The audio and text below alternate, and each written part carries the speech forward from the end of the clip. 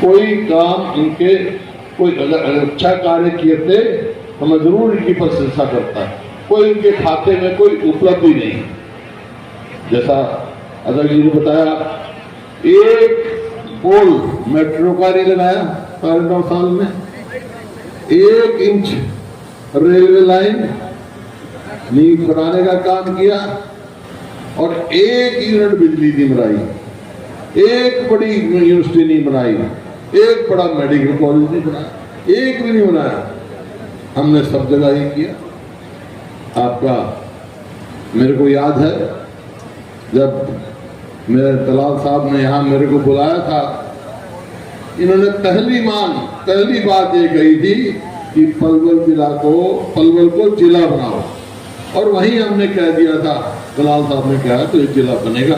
फिर जिला बन गया तो कहने लगे भाई सबसे खूबसूरत ये जिले का सेक्रेटरीट होना चाहिए, बढ़िया होना चाहिए, इसमें भी कोई डर आए नहीं। सारे हरियाणा में घूमो, जितने नए जिले बने सबसे बढ़िया सेक्रेटरीट आप कह रहा था। तो ये दलाल साहब ने कहा। चौधरी उदयमान जी मेरे बहुत करीबी साथी रहे। जब मैं अध्यक्ष था तो ये जिले के अध्यक्ष थे, आज मैं CLP का नेता हूँ तो ये प्रधान है पूरे प्रदेश के। तो ये साथी हमारे इतने मजबूत हैं। इसराइल के पिताजी जलेब खान साहब, हर्ष कुमार जी, उनका पूरा सहयोग रहा, तो पलवल जिले का पूरा सहयोग मेरे को मिलता रहा और उस सहयोग की वजह से मौका मिला पूरी प्रदेश की सेवा की। अब सवाल एक है, आज एक निवेदन करने आए हैं आपसे कि भाई ये जो बताए कि सरकार ने तो कुछ किया नहीं और हमने क्या किया, घर घर आपको ये बात बतानी, इनकी विफलताएं और हमारी उपलब्धियां। 10 साल में जब 2014 में हमने सरकार छोड़ी तो उस समय हरियाणा प्रति व्यक्ति आय में, प्रति व्यक्ति निवेश में, कानून व्यवस्था में, नौकरी देने में, खेल और खिलाड़ियों में पूरे हिंदुस्तान में नंबर 1 प्रदेश था। आज 9.5 साल 10 साल के बाद कि 93 नंबर 1 राज्य हरियाणा, आज नंबर 1 है बेरोजगारी में, महंगाई में, अपराध में। और खिलाड़ियों को तो आप देख रहे, जो हमारी पहलवान बेटियां जिन्होंने हमारा नाम दुनिया में कमाया, उनके साथ क्या व्यवहार हुआ जंतर मंतर पर, आज तक भी उनको न्याय नहीं मिला। तो किया क्या है सरकार ने? आज कोई भी सुरक्षित नहीं है प्रदेश में। जैसे बताया आपको, ये सेंट्रल गवर्नमेंट की एजेंसी है सोशल प्रोग्रेसिव इंडेक्स, उसने हरियाणा को असुरक्षित बता रखा है। तो जब ये स्थिति है, ना हम सुरक्षित हैं, ना हमारा विकास हो रहा है, तो कोई सरकार का क्या काम है? बनते ही कहा इन्होंने कि हम हर जिले में मेडिकल कॉलेज बनाएंगे। भाई पलवल में बड़ा मेडिकल कॉलेज, कोई नाम और कोई काम, सारे बैठे भाई। आज तो सारी पार्टियों से भी आए हैं रह के, उनको वही बता दें भाई 9.5 साल में कोई काम हुआ है पलवल में। तो ये बात मेरे को, मैं समझता हूँ सब समझते हैं, लेकिन एक बात है, जब आप जाओगे कांग्रेस की वोट मांगने के लिए तो लोग ये तो कहेंगे भाई ठीक है, इनने तो भट्ठा बता दिया हरियाणा का, लेकिन कांग्रेस की सरकार आ गई तो तुम क्या करोगे, पूछेंगे आपसे। तो हमारा घोषणा पत्र तैयार हो रहा है, लेकिन 5-7 फैसले हम मुख्य कर चुके हैं। उनको मैं कह के जा रहा हूँ, जो कहते हैं वो करते हैं। हम क्या करेंगे, हमारी सरकार आई कांग्रेस पार्टी की, तो पहला काम करेंगे हम अपने बुजुर्गों की पेंशन 6,000 रुपये महीने करेंगे। और जो गरीब आदमी, जो महंगाई बढ़ रही है, उसमें बिजली का बड़ा भारी वो है, महंगी हो रही है, 300 यूनिट बिजली माफ करेंगे। और गैस सिलेंडर जो है 400 का था आज हमारे समय में, और अब 1000 को पार कर गया। कांग्रेस की सरकार आएगी तो 500 रुपए का गैस सिलेंडर मिलेगा।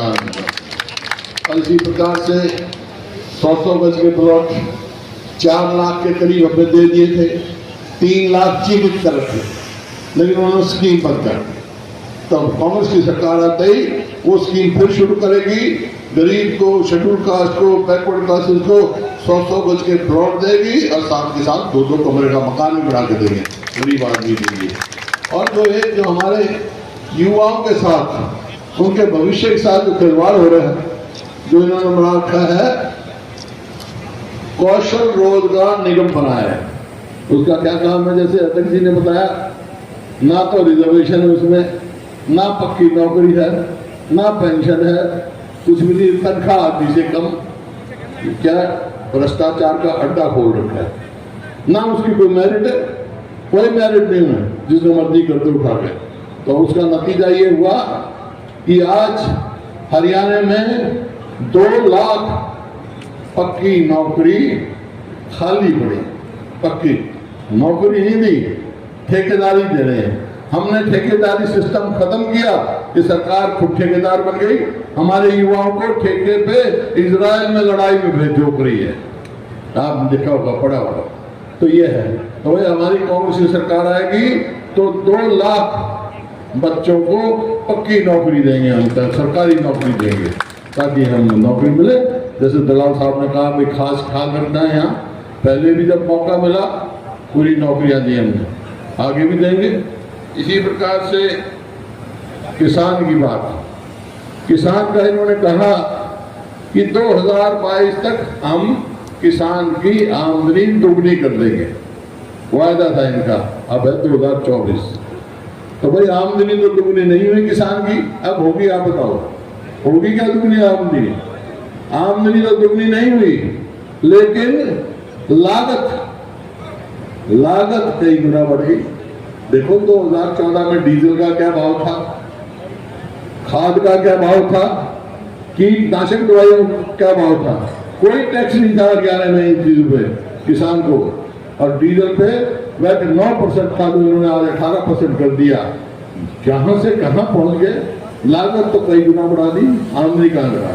अब कह रहे हैं, आज अखबार में पढ़ रहा था कि हम सारी फसलों के एमएसपी देंगे, मुख्यमंत्री ने कहा। अरे क्या झूठ बोलते हो भाई, पीछे 14 फसलों का कहा था हमने, कभी कुछ कहा। मैं पूरे हरियाणा में घूमता हूँ, कब सबको एमएसपी मिली, परेशानी के सिवा कोई काम नहीं।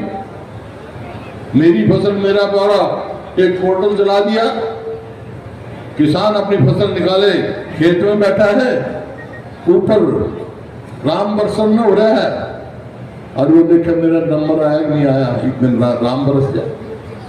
कहाँ किसान की बात? हाँ, तुम्हारा एक है, मैं उसकी प्रशंसा करूंगा।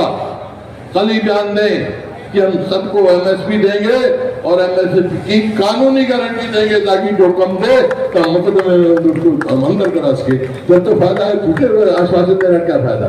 कांग्रेस ने फैसला कर रखा है, कांग्रेस की जितनी केंद्र में सरकार आएगी, लीगल गारंटी, कानूनी गारंटी दी जाएगी किसान को। ये किसान की सत्ता विरोध की जाएगी। ये पार्टी आपके सामने है।